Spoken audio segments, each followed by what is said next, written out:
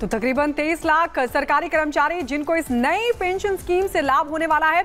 हमारे साथ हमारे दो सहयोगी इस वक्त जुड़ रहे हैं। लोमस दिल्ली से हमारे साथ मौजूद है, उनके साथ मौजूद है सरकारी कर्मचारी। तो वहीं हमारे साथ राघवेंद्र भी जुड़ गए हैं लखनऊ से। लेकिन सबसे पहले दिल्ली का रुख कर लेते हैं। लोमस, आपके साथ क्योंकि सरकारी कर्मचारी मौजूद हैं, ये जो नई स्कीम आई है पेंशन स्कीम, वाकई ये सरकारी कर्मचारियों के लिए एक बड़ा फाइनेंशियल सिक्योरिटी के तौर पर इसको देखा जाएगा? बिल्कुल गायत्री, क्योंकि हर एक सरकारी कर्मचारी का सपना होता है जब वो बुजुर्ग हो जाए या वृद्धा में चले जाए तो उनको एक पेंशन मिले, और उसी पेंशन को लेकर के जो सरकारी कर्मचारी थे वो एक लड़ाई लड़ रहे थे और सरकार ने उनकी बात मानी और यूनिफाइड पेंशन स्कीम को लॉन्च किया। और हमारे साथ कुछ ऐसे कर्मचारी हैं जो लगातार ही इस पेंशन स्कीम को लेकर के एक लड़ाई लड़ रहे थे। उन्हीं से हम जानने की कोशिश करते हैं, क्योंकि उनकी लड़ाई जो थी वो पूरी तरीके से साकार हुई। सरकार ने भी ये बात मानी और सरकार ने ये यूनिफाइड पेंशन स्कीम को लॉन्च किया। किस तरीके से आप देखते हैं शिव जी, क्योंकि लंबी लड़ाई थी और लड़ाई को आपने एक मुकाम तक लेके गए, किस तरीके से देखते हैं? देखिए, ये 20 साल का संघर्ष है हम लोगों का। 1 जनवरी 2004 से इस स्कीम को लाने का काम हुआ था और तभी से ऑल इंडिया रेलवेज फेडरेशन और जो हमारे जॉइंट कंसल्टेटिव मशीनरी के लोग हैं वो इसके विरुद्ध संघर्ष कर रहे थे। हमें इस बात की बहुत खुशी है कि इसका संज्ञान जो है वो हमारे भारतवर्ष के प्रधानमंत्री ने लिया। और इससे पहले भी उन्होंने, जब हमने हड़ताल का नोटिस दिया था 7वें वेतन आयोग की रिपोर्ट आने के बाद में, उसमें भी पहला मुद्दा जो है हमारी यही था कि पुरानी पेंशन को बहाल किया जाए। उस समय सरकारी कॉर्पस में जो है बढ़ोतरी की गई थी। एक श्रीनिवासन कमेटी बैठाई गई थी। उस श्रीनिवासन कमेटी ने कहा था कि 12% जो है वो कर्मचारी का कटना चाहिए और 12% जो है वो सरकार देगी। लेकिन जब कैबिनेट में ये विषय लाया गया तो मुझे बहुत खुशी है कि प्रधानमंत्री नरेंद्र मोदी जी ने कहा कि नहीं, सरकारी कर्मचारियों पर इसका भार नहीं डालना चाहिए। ये 4% जो है वो सीधे तौर पर सरकार को बर्दाश्त करना चाहिए।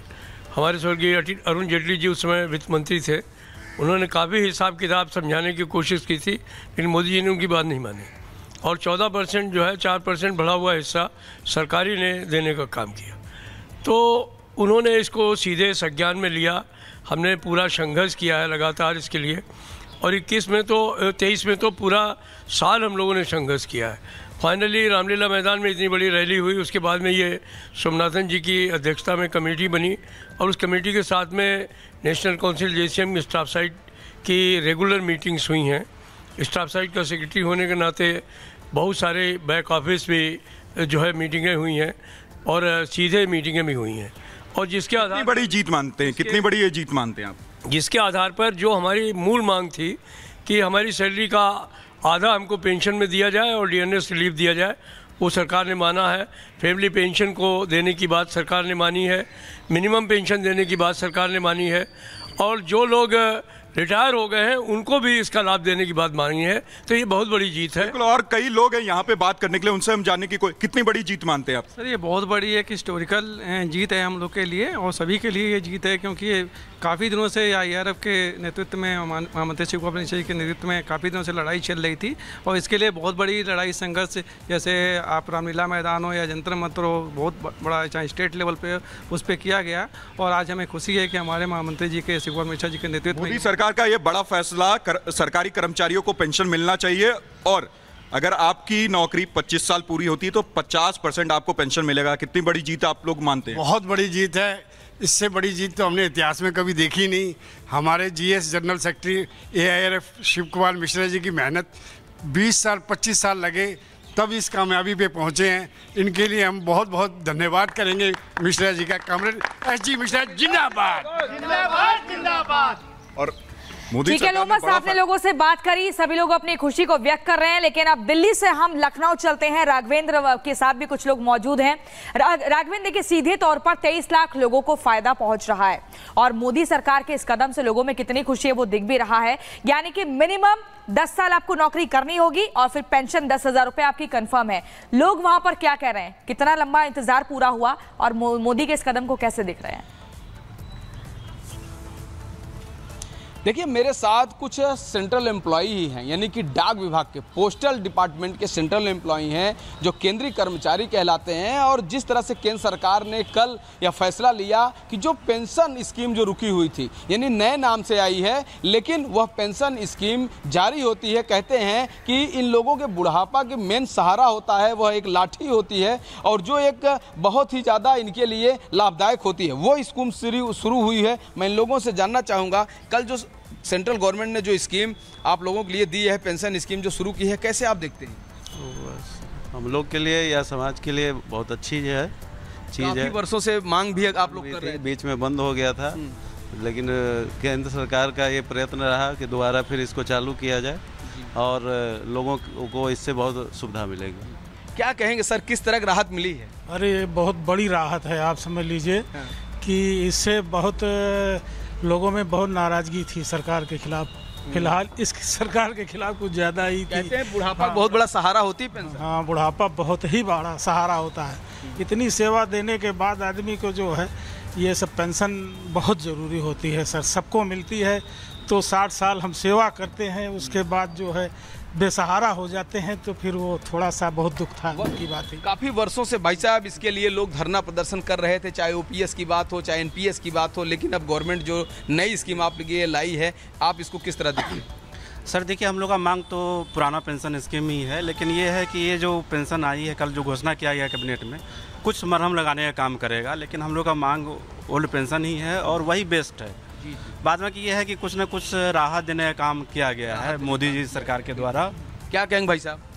ये जो गवर्नमेंट का जो कदम है, यूनिफाइड पेंशन स्कीम जो लेके आए हैं, ये इसका स्वागत तो करते ही हैं, लेकिन जो मांग है वो ओल्ड पेंशन स्कीम की ही रहेगी, क्योंकि इसमें एनपीएस से कुछ बेटर है, लेकिन ओपीएस के बराबर नहीं सारी सुविधाएं मिल रही हैं। और ये जो हो सकता है कि इसमें और सुधार हो भविष्य में धीरे धीरे और ओपीएस के जैसा ही व्यवस्था मिल जाए। ये तो अभी शुरुआत है, इसका तो वेलकम मेरे ख्याल से होना चाहिए। तो अभी स्टार्टिंग में यही कहना चाहेंगे, अभी तो सिर्फ ये एक प्रेस रिलीज़ है। जब ये प्रॉपर डॉक्यूमेंट आए तब इसकी शर्तें सारी पता चलें और सारी जो कंडीशंस हैं वो जब पता चलेंगी तभी इसके बारे में प्रॉपरली कहा जा सकता है। अभी गजट भी नहीं रिलीज़ किया गया है, तो सारी शर्तें अभी इस बारे में नहीं पता हैं कि क्या रहेंगी।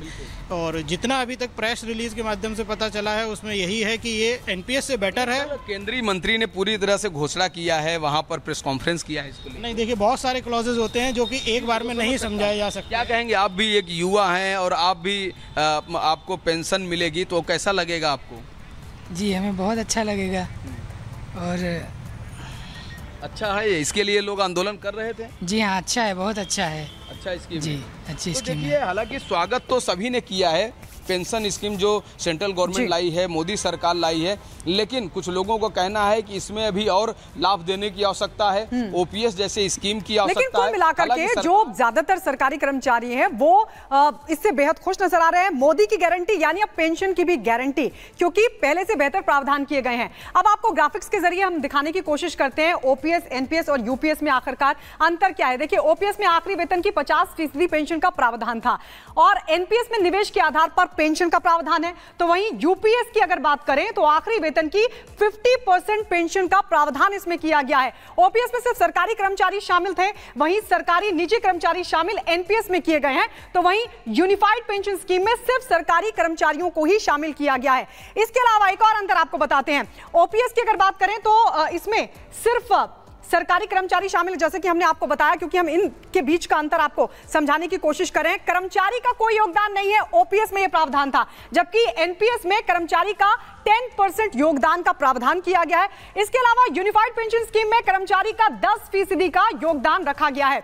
ओपीएस में सरकार करती थी सारा योगदान, तो वहीं एनपीएस में सरकार देती है 14% का योगदान। वहीं यूपीएस में जो प्रावधान किया गया, सरकार अब 18.5% का योगदान देगी, यह प्रावधान किया गया है। ओपीएस में डियरनेस रिलीफ का प्रावधान था, डियरनेस रिलीफ का प्रावधान एनपीएस में नहीं है, तो वहीं यूपीएस में डियरनेस रिलीफ का प्रावधान होगा, यह प्रावधान इसमें किया गया है। ये तीनों का अंतर हम आपको समझाने की कोशिश करें कि आखिरकार यूनिफाइड पेंशन स्कीम क्यों बेहतर है।